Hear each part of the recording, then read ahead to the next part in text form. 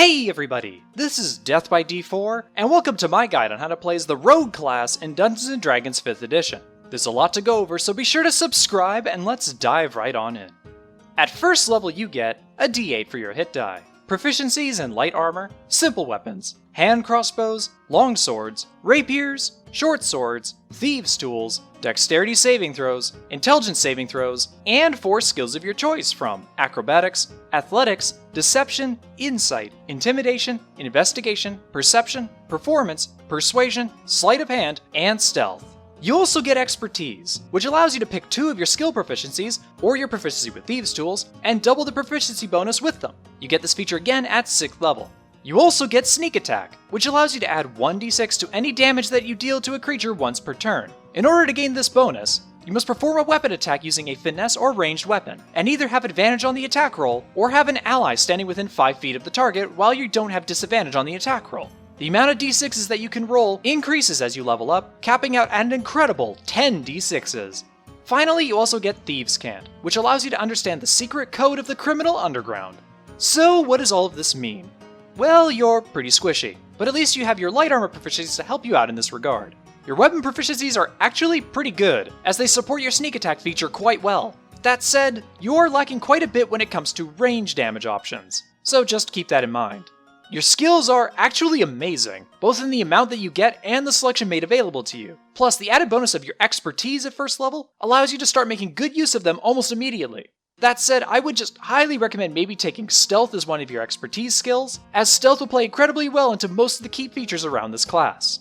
As for your sneak attack feature, this is absolutely an incredible feature for you, and one that you should definitely try and make use of every turn during combat. Now, though going with ranged weapons will make things a lot safer for you in general, if you decide to go with melee weapons instead, you should definitely try dual wielding, as doing so will allow you to perform an offhand weapon attack using your bonus action, increasing the odds of you successfully landing a sneak attack each turn. Seriously, in spite of the risks that this can come with, it's definitely something you should seriously take into consideration when creating your character.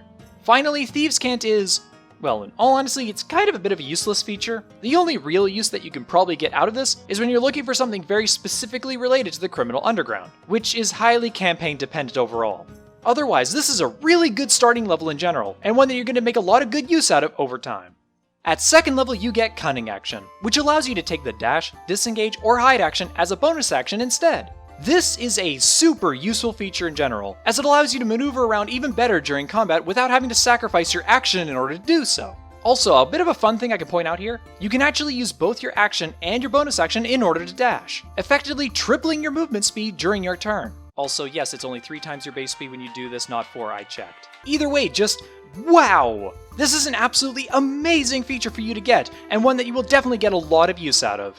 At 3rd level, you pick your rogue subclass. So far, you can pick from the arcane trickster, an assassin, an inquisitive, a mastermind, a scout, a swashbuckler, or a thief, all of which offer you new features at 3rd, 9th, 13th, and 17th level. Honestly, just pick whatever subclass speaks to your character the most. I won't go over all the features of these subclasses right now, but if you'd like me to in a future video, please let me know down in the comments below.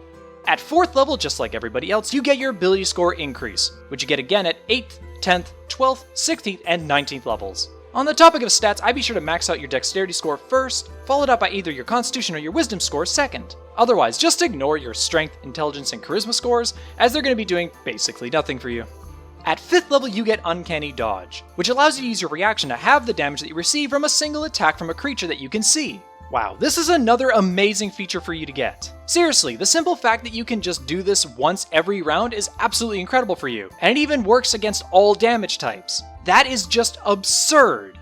Still, just remember that will only work against attacks that are made against you from a creature that you can see, so that's its main limitation. Otherwise, it's still an amazing feature. At 7th level, you get Evasion, which means that whenever you make a dexterity saving throw to reduce any damage that you receive by half, you instead take no damage on a successful save and only half damage on a failed one. At this point, your survivability is kind of shot up through the roof. After all, your dexterity saving throw is already really good, so you're very likely to just avoid taking all damage entirely quite often. All in all, this is just another amazing feature for you to have. At 11th level, you get Reliable Talent, which prevents you from rolling lower than a 10 on any skill check that you make with your proficiency bonus. So basically, this just means that you can't roll lower than your passive ability score on any skill that you're proficient in. Well, if your DM often uses passive ability scores before calling for checks, and that means this feature's kind of useless for you. Heck, even in that case, I still say it's pretty useless to you. However, there is actually one good thing that comes out of this. For those of you that don't know, your passive ability score actually increases by 5 when you have advantage on a check. Likewise, when you have a disadvantage, your passive ability score will decrease by 5.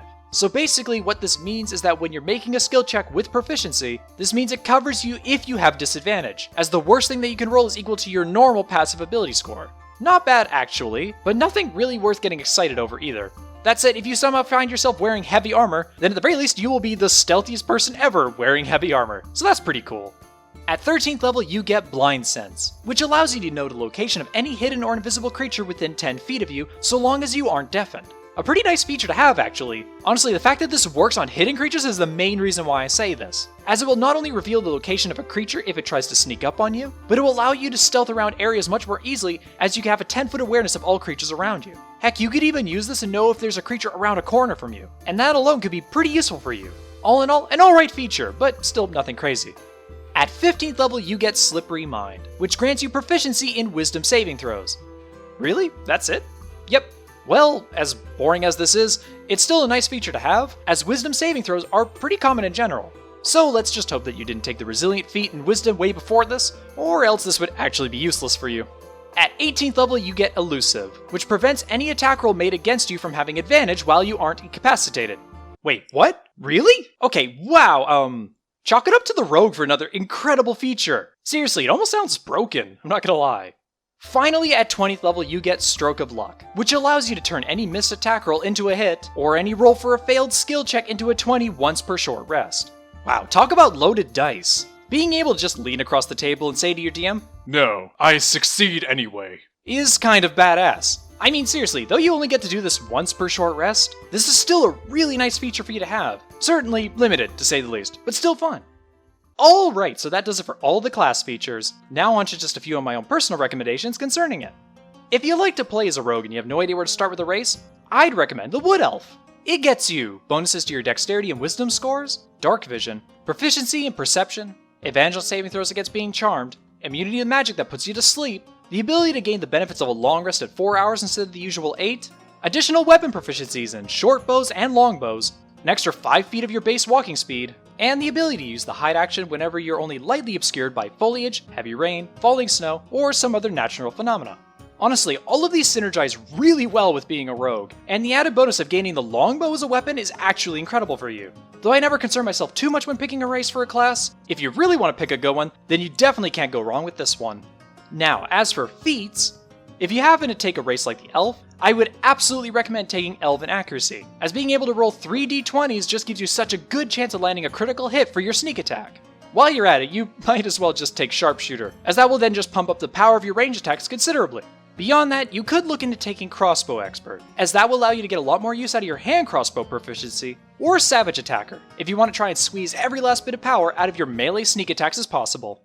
And that's it. That's everything you need to know in order to play as a rogue. Personally, I believe that the rogue is best played as a mid-line attacker, whose job is simply to deal damage during combat, and to help provide utility for the rest of the party outside of it. However, that's just my opinion, so what are your thoughts on the matter? Are you excited to give the rogue a try? And, if you have already, what is your experience with it like? Let me know down in the comments below. If you'd like to support the channel, be sure to give this video a like and consider supporting me over on Patreon. Patreon supporters gain access to my Patreon-only server over on Discord, where you can join in on my games, and chat with me and other patrons about everything D&D related. Be sure to subscribe and hit the bell icon if you haven't, and if you're interested in seeing more videos of mine, here's one right up over here. Thank you all so much for watching, and I'll see all of you in the next video.